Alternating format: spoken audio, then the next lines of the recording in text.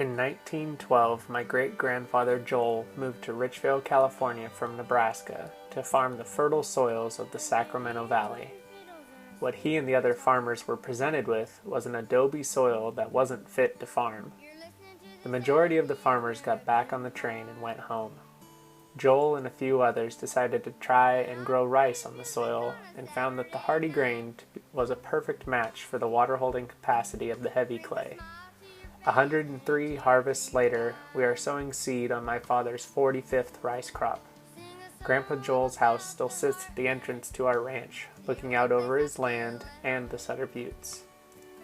I grew up on the farm. I learned how to manipulate that clay to a fine seed bed and produce food for the world. Unfortunately, my father and uncle struggled economically due to low prices and hinted, sometimes on a daily basis, that I should look into doing something else.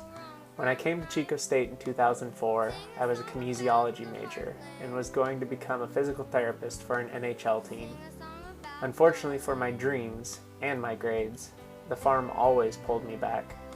There's just something about a freshly flooded field that makes me want to kneeboard. I got kicked out of school and went to work on the farm full-time.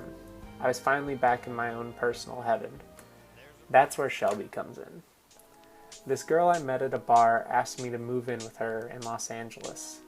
She turned my idea of traffic completely upside down. And where the hell are all the farmers?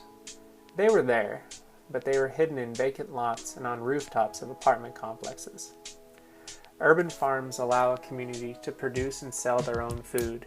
It helps to beautify their neighborhood, and it helps to educate their citizens on common agricultural practices.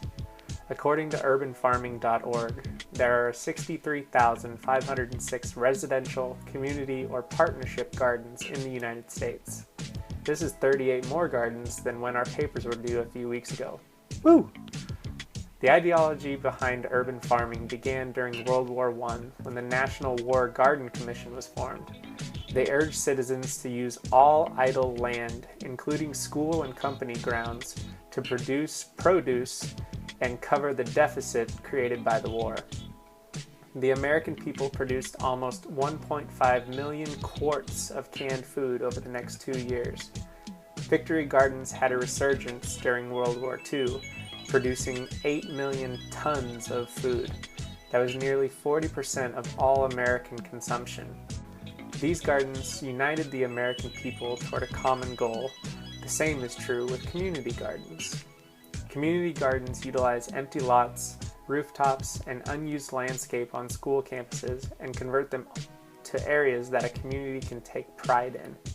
Santa Clara County and the City of San Francisco are offering incentive programs for landowners to lease their vacant lots to community gardens in return for a tax break. In the city of Oakland, there are 335 hectares of vacant land. Converting just 40 hectares, or about 12% of that land, could produce up to 5% of the vegetables needed by the entire city. Along with food, urban farms can provide an activity for the community's youth to take part in and stay out of trouble, all the while learning about agriculture.